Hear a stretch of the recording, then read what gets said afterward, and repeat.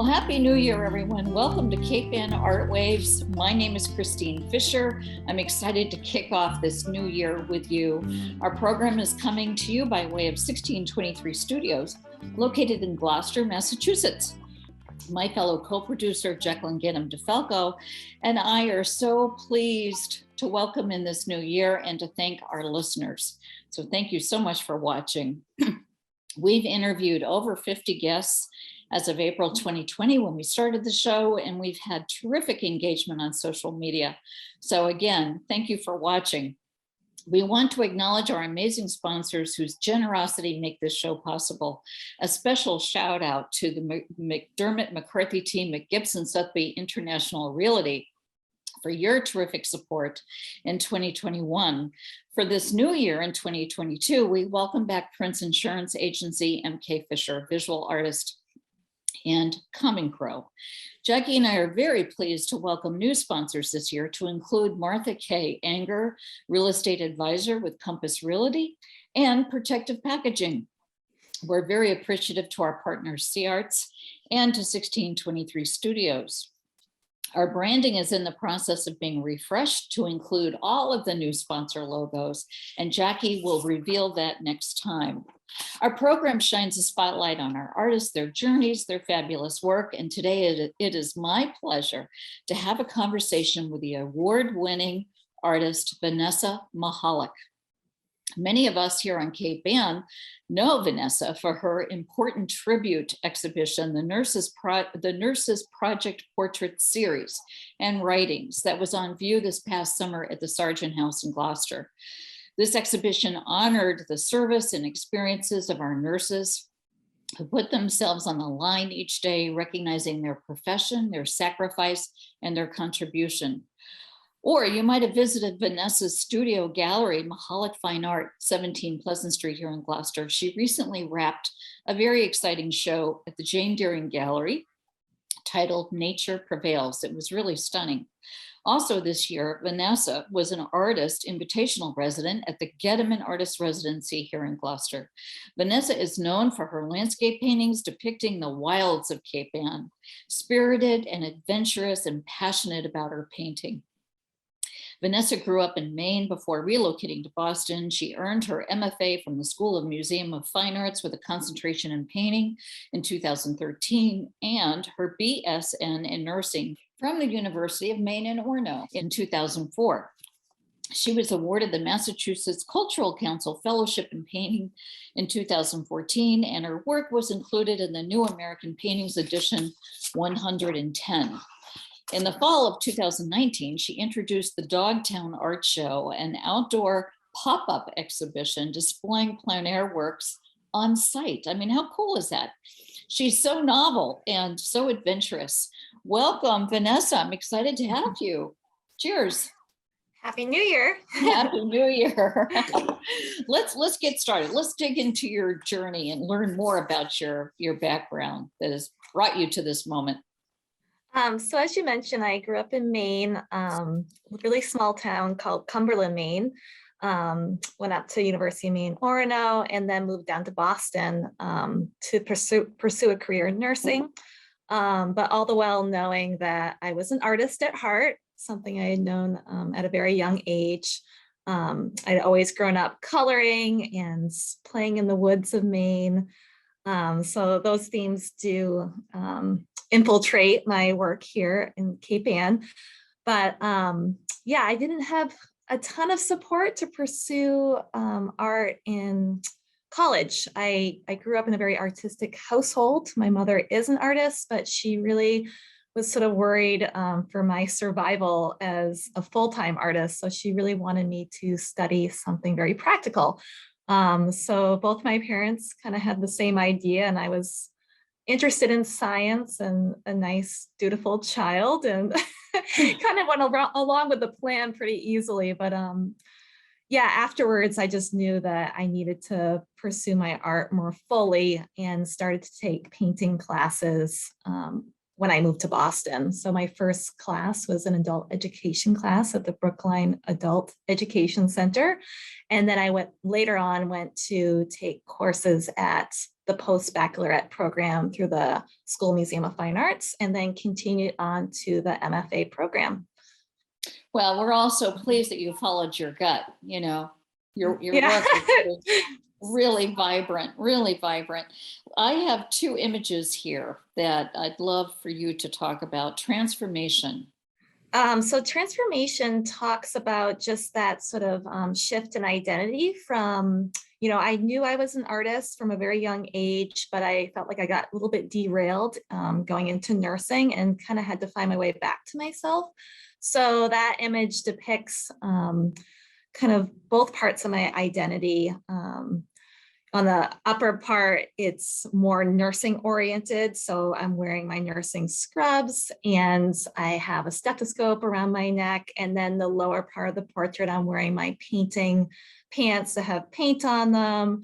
And then I'm also wearing the blue gloves that are known in the healthcare industry, but also really helpful when you're painting so that you don't absorb the toxic chemicals. So I was just really, really happy to be in school at the time, and I wanted to create a self-portrait from observation, to hone my craft. Just working from observation is so great, but also, the portrait itself, I really wanted it to show my love of pursuing my dream to be in art school. So I really wanted to depict myself smiling and happy, which ended up being quite difficult, but a lot of fun. So I'm actually really proud of that piece because I think it incorporates, or it just marks a wonderful point in time in my life where I was going off to do what I really felt I wanted to do. Well, I love this piece and I love your expression. You look like you've arrived, and it really, I got the chin tilt, it's the cocky little tilt. It's a fabulous expression. I think it just tells a lot. And also you exude so much attitude. Let's talk about On the Way Home. So On the Way Home is, very sort of different type of painting. It's a little bit more abstract. The color is much more unrealistic. So when I was in graduate school, I took a break from the figure, especially from some of the nursing themes I was painting earlier, just because I was taking kind of a break from nursing too. And I was working very limited hours and trying to focus on painting. So one of my professors recommended that in order to loosen me up as a painter, I work from images of the landscape, just so I could be like a little bit more abstract and not be so glued to representing things exactly how they were. And just so I could explore paint as a medium. So that particular piece, and along with this piece behind me here, this pink van, it was a series I created for my graduate thesis exhibition, which is called The Great Escape, in which, a lot of the images were of the landscape, but sort of imagined landscapes. I was working from photo, but I was kind of twisting the image a little bit color-wise, and making a little bit more gestural and just really exploring paint, what it could do if you sort of stretched it with different mediums and different types of brushes, and just really learning how to paint, because I didn't have, a very long period of study prior to the MFA program. It was, I was making up for lost time. So I went through a lot of different techniques in those semesters of grad school. I think you've been making up for a lost time ever since. I really do. Yeah, I think so. You're so robust with your practice, and I'd love to do a little segue and let's talk about the diversity of your work. Your paintings depict so many Cape Ann scenes, and I know that you have a fondness in particular for the woods. Talk to us about that. Yeah, so coming from Maine and just being one of those kids that had a wonderful sort of safe community to grow up in, I was free to wonder about the woods. So really not a care in the world. It was just such a great way to grow up. And I really indulged in the landscape. I would make forts and just make my own paths. And so I have a lot of those memories. And, when I wasn't painting the figure, I kind of didn't really know what to paint about it first, but just through the experience of being in graduate school and going through a lot of different types of work, I ended up landing on the landscape and the theme of the woods, which has come up in, numerous different times, whether it's about Maine or about Dogtown and Cape Ann. That's something that has continued to be a theme in my work. So the image Fallen Tree, which I painted actually a while back in 2014, was an image that I was working from while I was an artist in residence in a residency in Oregon. And the image is actually from a photo in Vermont. So sometimes when I'm in a different landscape, I end up being fairly nostalgic for home or another place. And oddly enough, I'll end up not painting the place I am in. But I just felt like that was a really interesting image to include because it's, kind of a stronger painting of mine, even though I created it some time ago. It also is a launching point for sort of other large scale semi-abstract works. So I thought it was important to conclude right off the bat, just as, thematically something I've continued to address in painting, but also just for the image itself, because I do think it's a really strong piece that I made, fairly early on that's become a catalyst for other works. Yes, indeed. Let's talk about Night Sky. Night Sky is so as you can see, Night Sky is very, very different than Fallen Tree. It's a little bit less gestural. And one of the reasons I wanted to make that painting was just having looked at so many different photos that depicted some of the most wonderful things in nature. So I just have a pure love of, what nature can do. So I was looking at northern lights and geysers and just all these phenomenon that just will always you're just in awe of them when these occurrences happen. So and then the other reason was process wise, I just wanted to figure out how can I paint the Milky Way, and I didn't want to do it in a sort of photorealistic way, but how can I do it in a way that I can really explore different methods of painting? So within that piece, there's a lot of different applications happening. There's paint splattering. There's more sort of almost watercolor-like thin layers in the front, in the foreground. So in the mountains, it's almost transparent. There's actually not very much thick paint at all on the canvas. So kind of experimenting with, some of the themes are actually about, what would be the best image to sort of promote my painting style, or, how can I choose something that will really, I can maybe use all the different tools I have in my toolbox in that piece. So it's a little bit about process. Maybe the themes end up intersecting that way, but it's quite different imagery, but just really fun to explore those different methods of painting. Well, and you're always innovating. I really appreciate that about you. You're always pushing boundaries for yourself. Let's talk about self-portrait. This is such a powerful piece. So this piece talks more about, the theme of emotion and self-portraiture for sure. I did a lot of that in my late 20s, early 30s. I went through a bit of a delayed adolescence. So there's a lot of portraits about transitioning from nursing to artist, or just living in both of those worlds. But this one's a little bit different in the fact that it's dealing with a loss of a relationship. And that relationship, partly one of the reasons it broke apart was that I was really pushing hard to pursue my dream as an artist. So that meant that I had wonderful opportunities, but it kept me kind of moving about the country for a little bit. So I was at a residency in Oregon, actually in Colorado for that one. I was all over the place that year, but I made a lot of portraits just sort of dealing with that loss. And I also thought it was a really important image to include because it's kind of abstract. It is a self-portrait. It doesn't really look exactly like me. There are elements I think that you can maybe see about different facial features that kind of work. But a lot of it for me was just capturing that moment. So I wasn't so concerned about, does it look exactly like me? What was more important was, does it capture the expression? Whether, that was the way I was utilizing the paint, the colors I was choosing.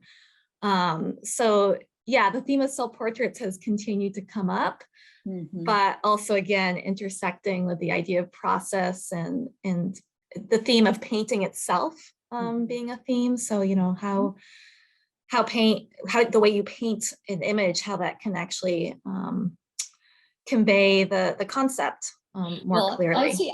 I see a lot of emotion in that piece, and a certain amount of vulnerability, which I really commend you for. You really put yourself on the canvas.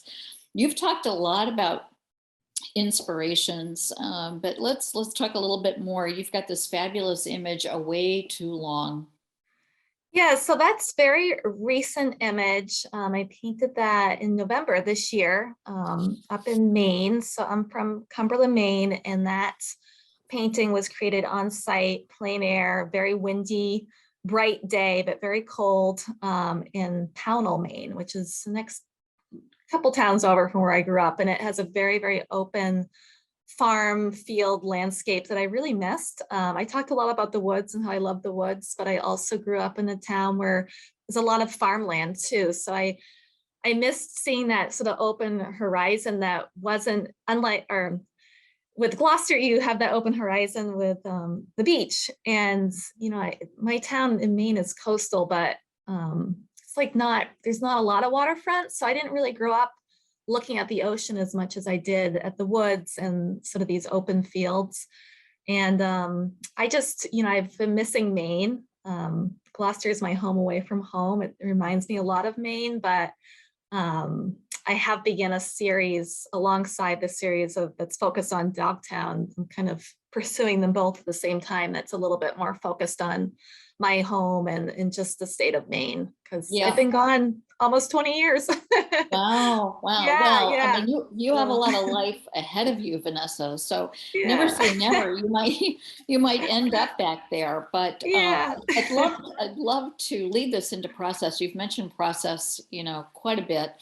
But before we get into that, I do want to share a quote that you shared with me, and that is that you thought that your painting is a record of the day for you emotionally. Sure. Yeah. And No, I did. I think that's really reflected in all of your paintings. I can see that.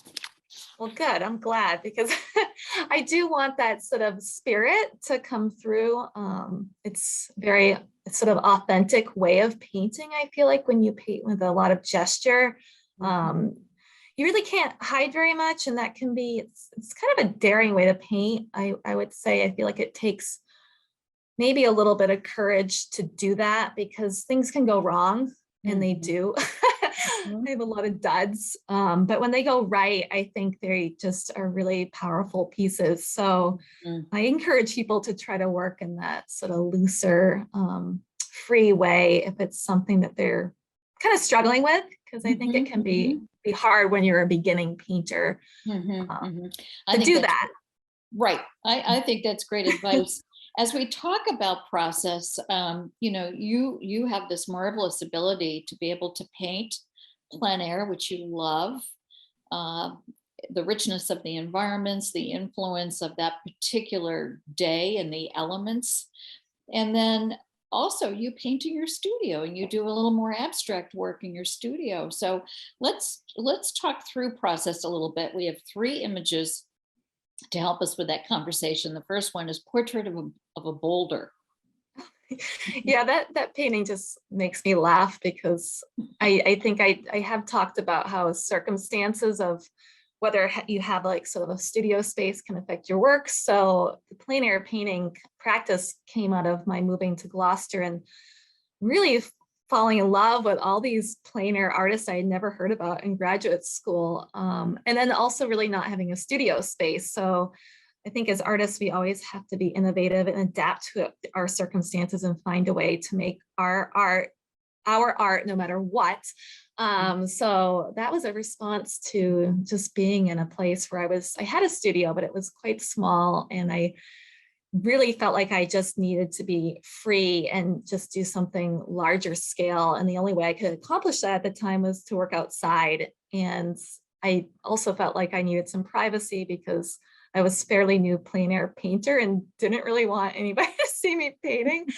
So I went out into Dogtown where I had taken some hikes, and I just set up, it's a 50 by 40 inch canvas, which I dragged out there and didn't have an easel. So I just found a way to prop it up on a tree and made that painting on site in one day. So I love it. You are so game, Vanessa. You are so game. We're really drawn to kind of the novelty, and you bring us with you. Let's talk about this next work in process. So yeah, so that piece I'm very close to finishing now, in the studio. I felt it was maybe interesting to show some of these studio works. And one of the things that I do in the studio that I can't do as easily when I'm plein air painting is I often turn the paintings upside down and look at the images in which I'm working from upside down. So I do work from photo quite a bit in the studio. And I'm constantly turning the painting in all different directions as I paint so that I can create different marks that you don't necessarily create exciting new marks when you're looking at the painting in the same perspective throughout the course of making the painting. So I do like to create that sort of novelty and excitement in any way that I can, whether it's, putting the painting flat in the ground when I'm in the studio, maybe to create a different sort of mark. I love mark making in general. I think that's pretty clear in the work, but experimenting with different ways of pouring the paint, different types of brushes, palette knife a little bit. I tend to lean towards surfaces that are a little bit smoother, and I don't like to put down paint very thickly or layer it too much. I really like the immediacy of sort of these first marks. So sometimes that means fluidity with your work. Yeah, and sometimes that means doing a lot of prep. So like I'll create a canvas that is very, very smooth. So I'll stretch it and put down a lot of thin layers of gesso and sand it in between. So I have almost like a paper-like surface, so that I don't have to use as much paint. And this happens more in like studio work, because when I'm plein air painting, I really love the palette knife because you can put down the paint really fast, and you just need to sort of tackle a lot all at once and finish the painting often on site. So that differs a lot from the studio work, which tends to be a thinner sort of surface. But yeah, that image in particular, it's upside down, and I just, if anybody wants to try it, it's a good method. I love your advice. I think that's terrific what you've just shared with us. It's a little trick. It's a little trick, and it's fabulous. You catch different nuances, and it's just a refreshing way to look at your work. And you can figure out what's going wrong too. It's like, if you can't figure it out when it's right side up, flip it upside down and walk out of the room and come back in. You'll probably see it in the first 10 seconds. Yeah, right. Exactly. Correct. Whatever's. That's great advice. Working. Let's talk about tree portrait. So tree portrait is the last, one of the last paintings I've made this month. I've been painting a lot, which has been amazing. I've had less nursing shifts to deal with, so that's been great.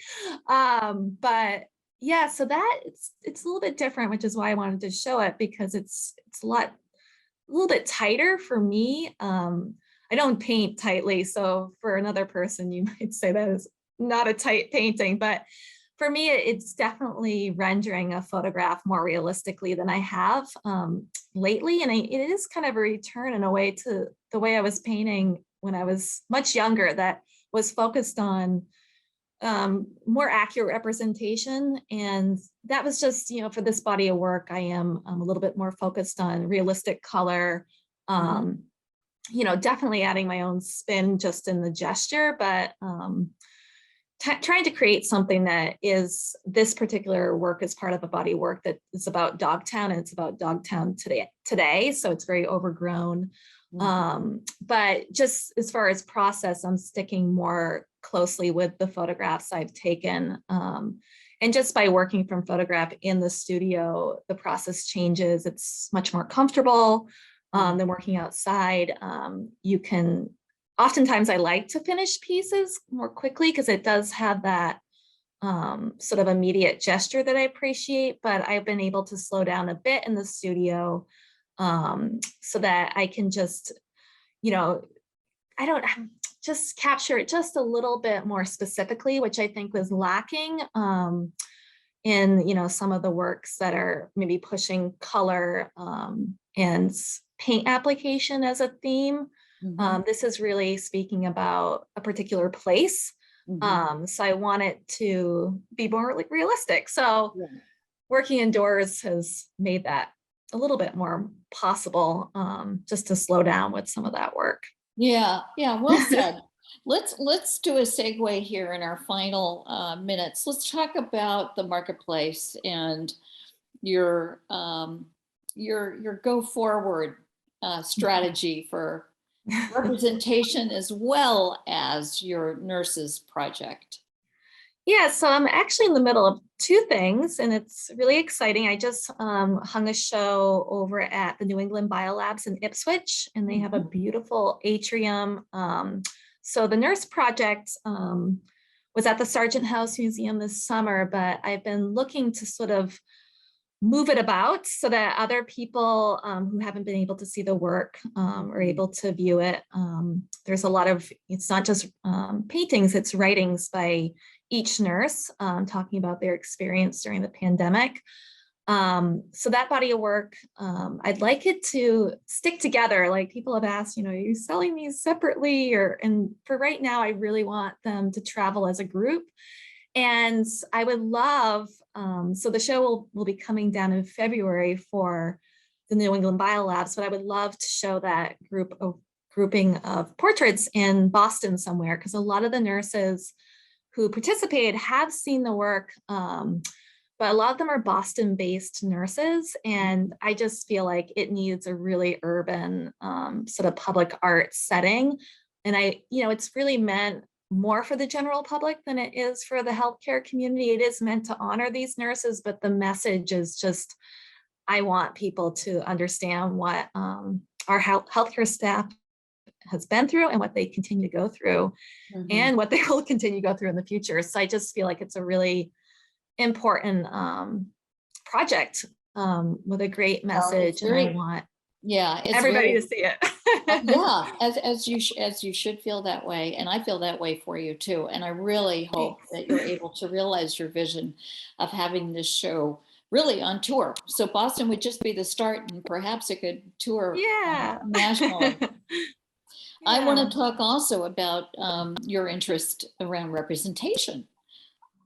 Yeah, so currently I'm not represented. I was for a little bit, and we parted ways, and I'm a free agent and I would love to be represented by a gallery. I do, a lot on my own to sort of promote my own work. But, I would love to be represented in New York City. I feel like a lot of the nature themes in that semi-abstract work would do really well there. And it's something that I'm working towards. So again, I'm just putting it out there, but that's what I want. I think that's what every artist wants. I want to be a full-time artist. And as much as making the nurse project has been a wonderful vision and it's come together really well, I was first an artist, and that's my true dream, is to be a full-time working artist. So well, I think you're that's well. What I want. I love the fact that you're putting it out there. I really encourage you to do that and to continue to talk about that, because I feel like once you really own it and you engage with others with respect to your wish, you just never know what can happen. And look at you, you're so prolific. I can really recognize your work And I just you. want to thank you, Thanks. Vanessa. What a treat to talk to you today. So thank you so much, both as an artist and also as an RN. Thank you so much for Thank your you. service and for supporting all of us, especially during these unprecedented times that unfortunately continue. Yes. All Well, thanks right. again. Thank Oh, you. you're so very welcome. What a treat. For our listeners, I want to suggest that you can access this recording by checking 1623 Studios website for their most recent listings. I want to thank our sponsors once again. We can't do it without you, and particularly welcome our new sponsors, Martha Anger with Compass Realty and also Protective Packaging. I'm Christine Fisher. Happy New Year, everyone. Best wishes. Here's to our health. Sending Cheers. joy. Cheers.